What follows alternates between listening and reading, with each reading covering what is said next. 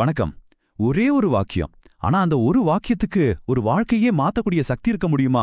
இயேசு சொன்ன ஓமைகள்லயே ரொம்ப சின்ன ஆனா ரொம்ப ஆழமான ஒரு கதையை தான் நாம இன்னைக்கு பார்க்க போறோம். வாங்க அந்த மறைஞ்சிருக்கிற புதையலுக்குள்ள என்ன இருக்குன்னு பார்க்கலாம். பரலோக ராஜ்யம் ஒரு நிலத்துல பொதிஞ்சிருக்கிற பொக்கிஷத்துக்கு சமமா இருக்கு.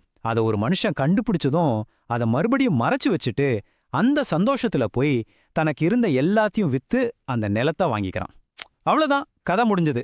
யோசிச்சு பாருங்க, இந்த ஒரே வரியில எவ்வளவு பெரிய தியாகம், சந்தோஷம், அர்ப்பணிப்பு எல்லாம் அடங்கியிருக்குன்னு. சரி, வாங்க இதோட ஒவ்வொரு பகுதியும் கொஞ்சம் ஆழமா பார்க்கலாம். இந்த சின்ன கதைக்குள்ள மறைஞ்சிருக்கிற பெரிய ஆன்மீக பாடங்களை நாம இப்போ ஸ்டெப் பை ஸ்டெப்பா பார்க்க போறோம். ஒவ்வொரு ஸ்டெப்புமே நமக்கு ஒரு புது விஷயத்த சொல்லும். சரி, அப்போ இந்த கதையில நிஜமா என்னதான் நடக்குது? அது ஏன் நமக்கு இவ்வளவு முக்கியம்? இது சும்மா ஒரு புதையல் கதை மட்டும் தானா, இல்ல இதுக்குள்ள வேற ஏதாவது பெரிய செய்தி இருக்கா? வாங்க இதுக்கான பதில நாம சேர்ந்து தேடலாம். எல்லாமே இந்த ஒரு இடத்துல தான் ஆரம்பிக்குது. அந்த மனுஷன் அந்த புதையலை கண்டுபிடிச்சானே, அந்த ஆச்சரியமான ஒரு நொடியில. முதல்ல இந்த கதையோட பின்னணியை புரிஞ்சுக்கிட்டா ரொம்ப சுவாரஸ்யமா இருக்கும். அதாவது அந்த காலத்துல பேங்க் எல்லாம் கிடையாது. அதனால மக்கள் அவங்களோட விலைமதிப்பான பொருள்களை பத்திரமா பூமிக்கடியில புதைச்சு வைக்கிறது தான் வழக்கம். இந்த ஒரு சின்ன வரலாற்று உண்மை இந்த கதையோட போக்கியே நமக்கு தெளிவா புரிய வைக்கும். இங்க ஒரு விஷயத்த நம்ம நல்லா கவனிக்கணும். இந்த மனுஷன் புதையல தேடியெல்லாம் போகல. இது ஹோல்டி எதிர்பாராத ஒரு கண்டுபிடிப்பு. அவன் பாட்டுக்கு அவனோட வேலையை செஞ்சுட்டு இருக்கும்போது திடீர்னு அவன் கால்ல தட்டுப்பட்ட ஒரு பரிசு மாதிரி இது. சொல்லப்போனா இது ஒரு திட்டமிடப்படாத தெய்வீக சந்திப்புன்னே சொல்லலாம். அந்த மனுஷனோட இந்த திடீர் கண்டுபிடிப்ப நம்ம வாழ்க்கையில கடவுளோட கிருபை எப்படி வேலை செய்யுதுங்கிறதோட ஒப்பிட்டு பார்க்கலாம். சில சமயம் நம்ம தேடாம இருக்கும்போதே பெரிய பெரிய ஆசீர்வாதங்கள்லாம் நம்மள வந்து சேரும் இல்லையா? சரி, புதையலை கண்டுபிடிச்சதும் அவன் அடுத்து என்ன செஞ்சான்?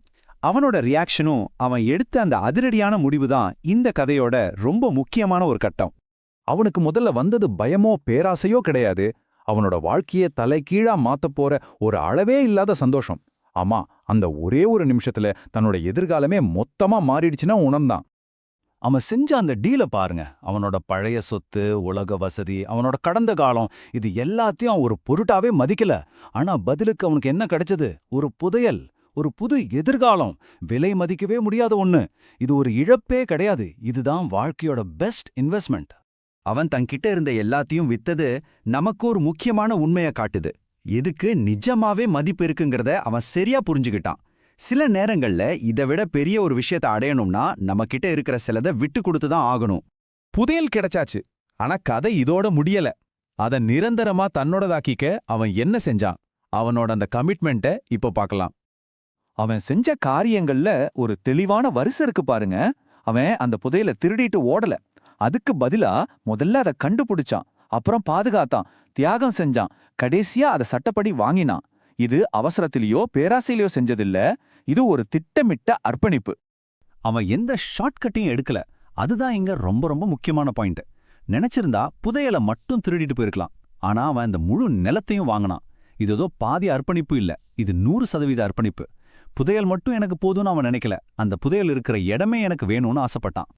அந்த மனுஷனோட முழுமையான முதலீட்டை பாருங்க. இதுதான் முழு மனசோட செய்யற ஆன்மீக அர்ப்பணிப்பு. அறக்குறையா செய்யற முயற்சிகள் எந்த பலனையும் தராது. ஆனா முழுமையான அர்ப்பணிப்பு தான் உண்மையான ஆசீர்வாதத்துக்கு நம்மள வழிநடத்தும். சரி, இதெல்லாம் சேர்த்து நமக்கு என்னத்த சொல்ல வருது? இந்த குட்டி கதையில இருந்து நாம எடுத்துக்க வேண்டிய முக்கியமான பாடம் என்ன? அப்போ இந்த கதையோட மையப்புள்ளியான அந்த புதையல்னா என்ன? அதுதான் பரலோக ராஜ்யம்.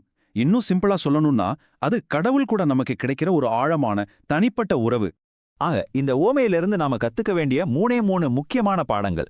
1, கடவுளோடு இருக்கிற உறவை விட மதிப்பு வாய்ந்தது எதுவுமே இல்ல. 2, அவருக்காக நாம செய்யற தியாகம் ஒரு நஷ்டம் கிடையாது, அது ஒரு பெரிய முதலீடு. 3, இந்த புதையலை கண்டுபிடிக்கிறதுங்கிறது நாம ஒவ்வொருத்தரும் தனித்தனியா எடுக்க வேண்டிய ஒரு முடிவு, ஒரு கமிட்மெண்ட். சுருக்கமா ஒரே வரியில சொல்லணும்னா அந்த புதையல் வேற யாரும் இல்ல, அது இயேசு கிறிஸ்து தான். ஒருத்தர் அவரை கண்டுபிடிச்சிட்டா போதும், இந்த உலகத்துல மத்த எல்லாமே அவங்களுக்கு ஒரு தூசு மாதிரி தான் தெரியும். கடைசியா இந்த ஒரு கேள்வியோட நான் முடிக்கிறேன். உங்க வாழ்க்கையில நீங்க கண்டுபிடிச்ச அந்த புதையல் என்ன? அதோட மதிப்பு உங்களுக்கு எவ்வளவு? அதுக்காக எதை வேணாலும் கொடுக்க நீங்க தயாரா இருக்கீங்களா? கொஞ்சம் யோசிச்சு பாருங்க.